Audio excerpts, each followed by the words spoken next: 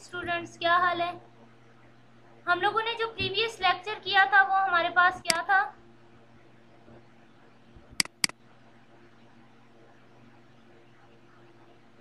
हमारे पास प्रीवियस जो लेक्चर था वो हमारे पास था WBC count using the haemocytometer. तो नेक्स्ट हमारे पास क्या है? Platelet count using the haemocytometer. हमारे पास हम लोग प्लेटलेट को कैसे काउंट करते हैं वो देखेंगे by using the haemocytometer. तो हमारे पास प्लेटलेट काउंट एक्चुअली क्या है?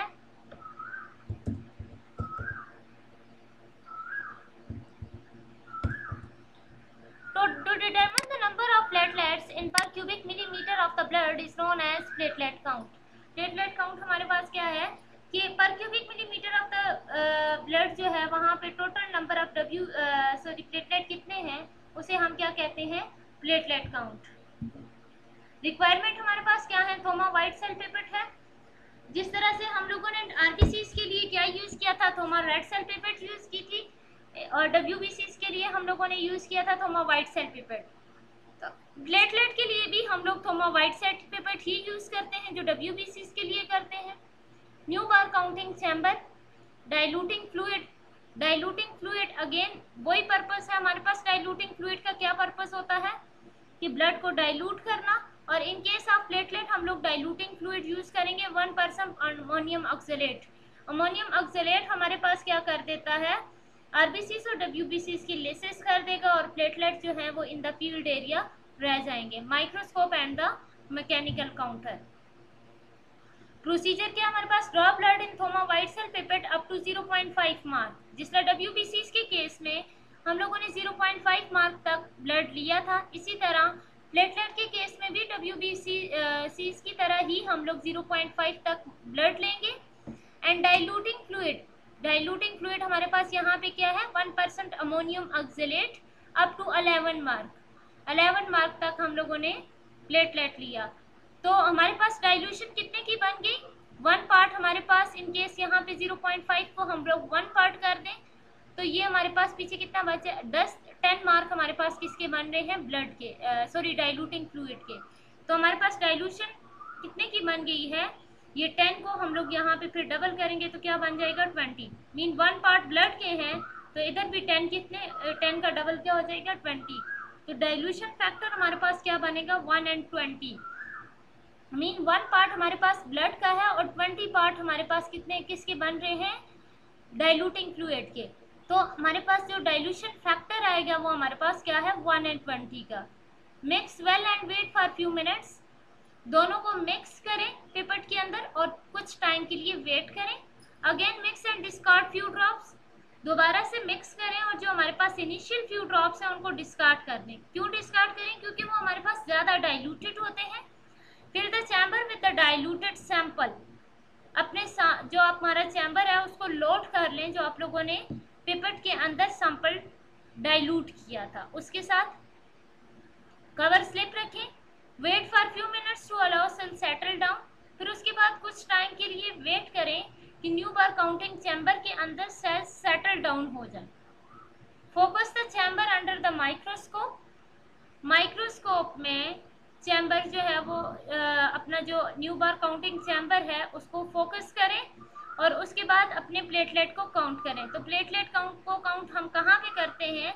जहाँ पे हम लोग आरबीसीज को कर रहे होते हैं वहाँ पे उसी लार्ज स्क्वायर्स में जो हमारे पास 4 कॉर्नर और 1 मिडल स्क्वायर है जो found in the small 5 centre squares for the platelet. जैसे आरबीसीज को काउंट करते हैं उसी जगह पे हम लोग प्लेटलेट को भी काउंट करते हैं। तो प्लेटलेट हमारे पास डाइल्यूशन फैक्टर जो डब्ल्यूबीसीज वाला है वही प्लेटलेट का है और एरिया जो हमारे पास आरबीसीज का है वही प्लेटलेट का है।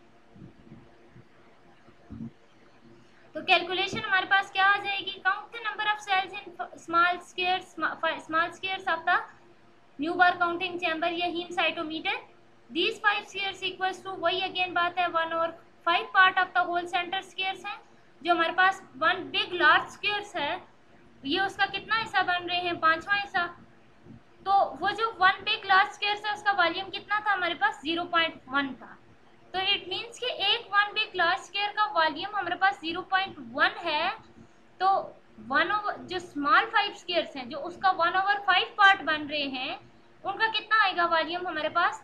तो 0.1 के ऊपर हम लोग इसको 5 को डिवाइड कर दें। ये उसका 5वां हिस्सा बन रहे हैं ना, जो वन बिग लार्ज स्क्वायर्स है उसका 5वां हिस्सा बन रहे हैं हमारे पास वो एरिया, वो जो 5 स्क्वायर्स हैं, स्मॉल स्क्वायर्स हैं।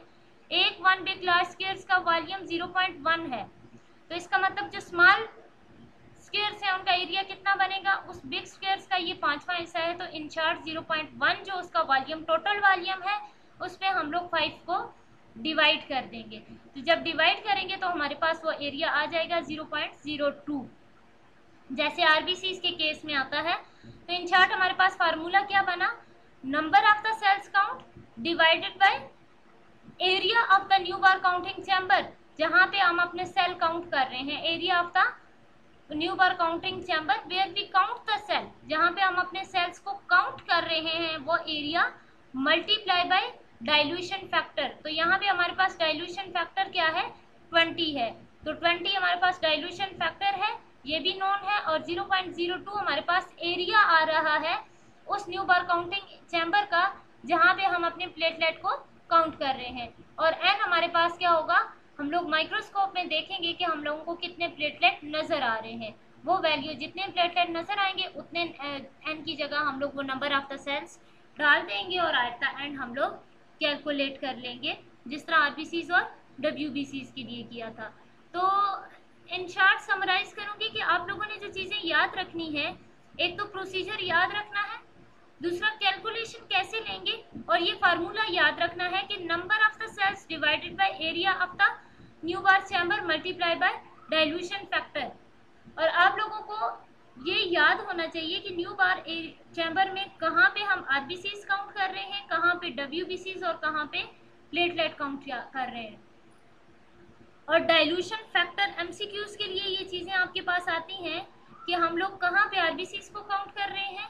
दूसरा एमसीक्यूज में ये चीज़ पूछी जाती है कि एरिया कितना बनता है हमारे पास डब्ल्यूबीसीज के केस में, आरबीसीज के केस में और प्लेटलेट के केस में। फिर पिपेट हम लोग कौन सी यूज़ कर रहे हैं? In case of RBCs Thoma red cell pipette use कर रहे हैं, डब्ल्यूबीसीज और प्लेटलेट के लिए हम लोग Thoma white cell pipette use कर रहे हैं। तो हमारे पास डाइल्यूशन कितने की बनती है, ये भी चीज़ एमसीक्यूज में आती है। तो डब्ल्यूबीसीज और प्लेटलेट के केस में हमारे पास 1/20 की डाइल्यूशन बनती है, आरबीसीज के केस में हमारे पास 1/200 की डाइल्यूशन बनती है। इसी तरह आप लोगों ने जो चीज़ एक और एमसीक्यूज के लिए मोस्ट इम्पॉर्टेंट चीज़ है वो आपने याद करनी है, डाइल्यूटिंग फ्लूइड। डब्ल्यूबीसीज के लिए हम लोग कौन सा डाइल्यूटिंग फ्लूइड यूज़ करते हैं, आरबीसीज के लिए और प्लेटलेट के लिए। ये चीज़ें आप लोगों ने एमसीक्यूज के लिए याद करनी है। और फॉर द प्रैक्टिस आप लोगों ने क्या करना है, ये फार्मूला यूज़ करके कि number of the cell divided by area of the Neubauer counting chamber where we cell count multiply by dilution factor, ये फार्मूला यूज़ करके आप लोगों ने प्रैक्टिस के तौर पे प्लेटलेट काउंट करना है, एक रफ एस्टीमेट के तौर पे, और वो आप लोगों ने रिटन जो है वो मुझे मेल कर देनी है। Thank you class. साथ साथ में एमसीक्यूज बनाते रहा करें ताकि आप लोगों को प्रैक्टिस हो एग्जाम्स की। रेफरेंस वैल्यू क्या हमारे पास? 140,000 से लेके 400,000 तक प्लेटलेट्स जाते हैं। ये रेफरेंस वैल्यू भी हर एक सेल्स की आप लोगों ने याद रखनी है, एमसीक्यूज में ये चीज़ें आती हैं। रेफरेंस वैल्यू हमारे पास एचबी की कितनी है, आरबीसीज की कितनी है, डब्ल्यूबीसीज की कितनी है, प्लेटलेट की कितनी है। इसी तरह नेक्स्ट हम लोग जो आप करेंगे वो मीन सेल इंडाइसिस करेंगे, तो वो वैल्यूज़ आप लोगों को याद करनी होगी। तो रेफरेंस वैल्यू हर एक चीज़ की आप लोगों ने मस्ट याद करनी है for the MCQs. Thank you class.